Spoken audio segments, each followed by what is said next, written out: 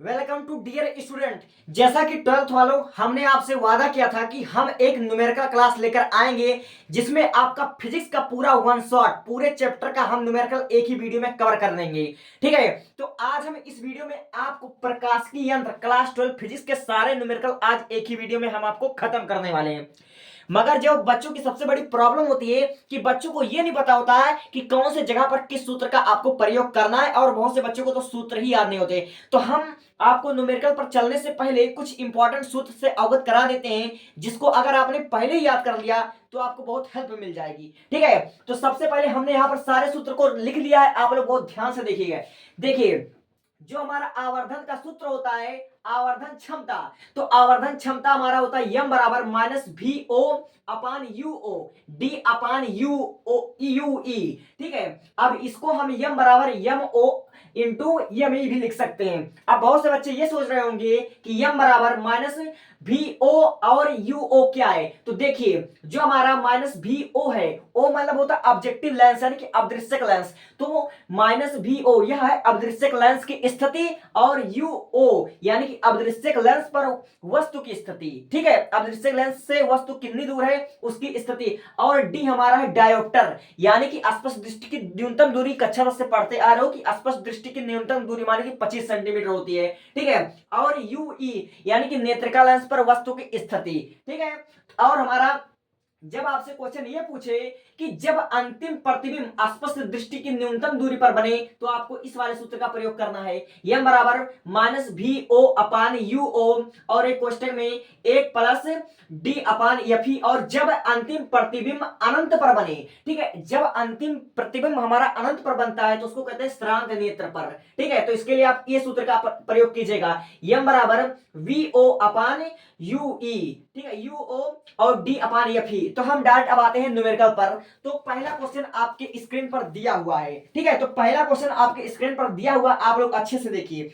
आपके प्रश्न पत्र में दिया हुआ है एक यौगिक सूक्ष्मदर्शी के अदृश्यक लेंस द्वारा आवर्धन 8 है। ठीक है, यानी कि एक यौगिक सूक्ष्मदर्शी में अदृश्यक लेंस द्वारा आवर्धन हमारा 8 है। तो आप लोग यहाँ पर क्या लिखोगे, यहाँ पर आप लोग लिखोगे दिया है। ठीक है, दिया है, पहला वाला क्वेश्चन आप लोग पहला वाला डालकर लिखोगे कि दिया है अदृश्यक लेंस द्वारा आवर्धन, यानी कि हमारा यम दिया हुआ है और किसके द्वारा, ये अदृश्यक लेंस द्वारा, तो हमारा 8 दिया हुआ है। ठीक है, अब फिर उसके बाद दिया है एक सूक्ष्मदर्शी की आवर्धन क्षमता 32 है।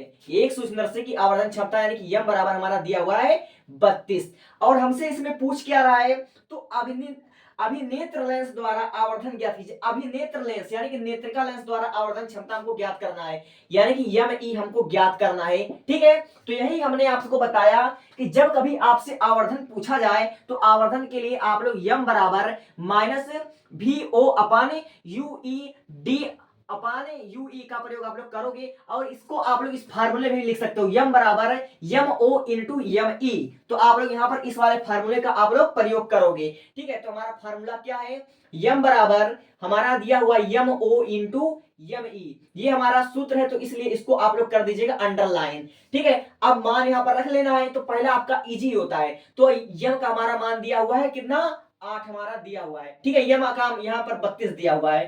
ठीक है, यहाँ पर हमारा दिया हुआ 32 और बराबर यम ओ यानी कि अदृश्यक लेंस पर जो हमारा ओ दिया हुआ है आवर्धन, वो हमारा दिया हुआ 8, और बराबर हमको क्या ज्ञात करना है, यम ई हमको ज्ञात करना है।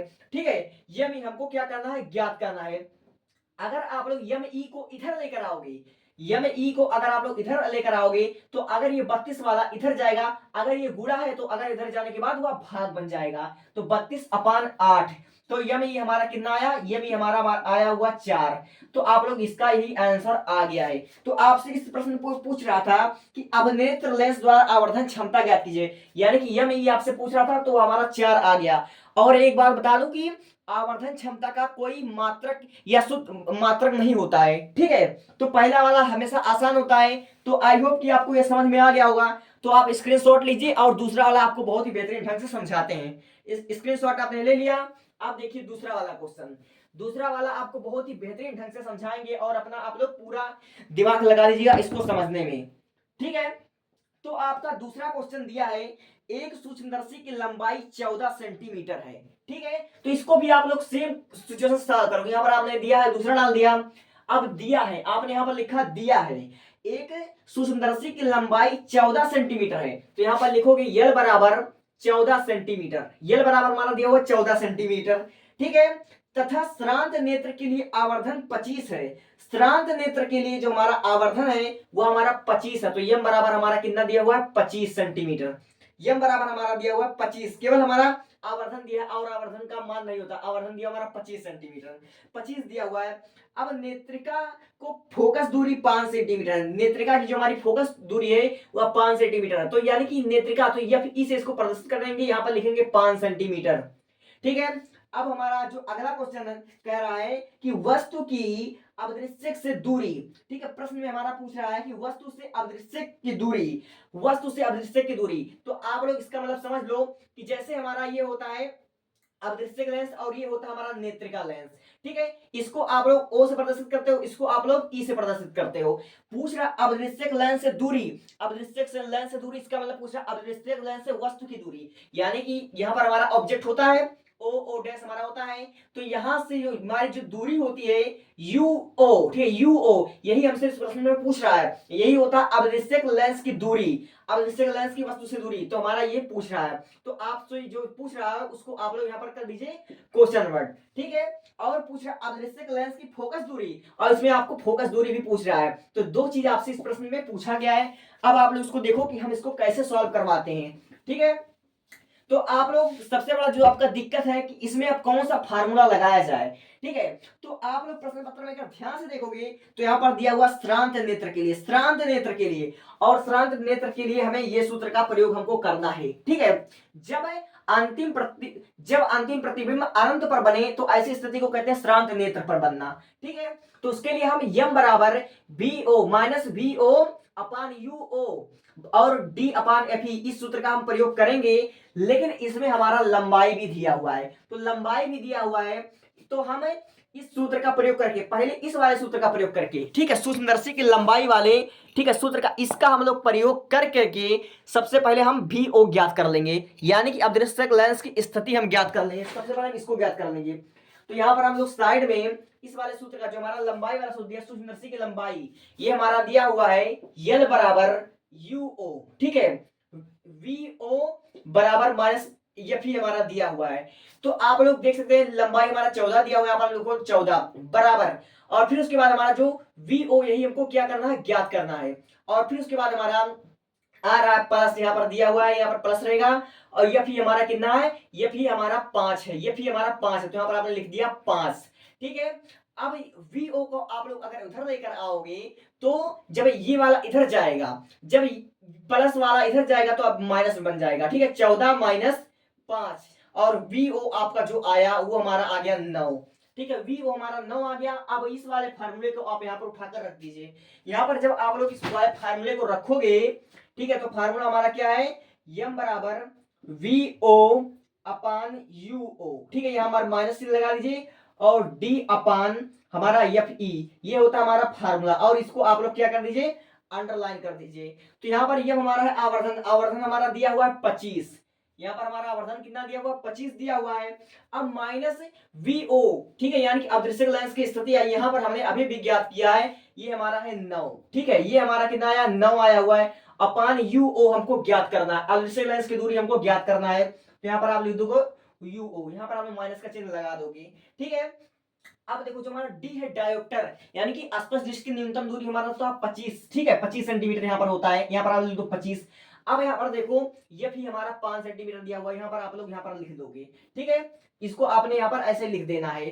तो आप लोग इसको हल कैसे करोगे, आप 25 से 5 काटोगे, यहाँ पर आ जाएगा हमारा 5 आ जाएगा। अब इस वाले 5 को अगर इधर लाओगे तो ये हमारा बट्टे में हो जाएगा, ठीक है, ये हमारा जो 25/5, 25/5 हो जाएगा बराबर -9, ठीक है, -9 अपान यू ओ, ये हमारा हो जाएगा।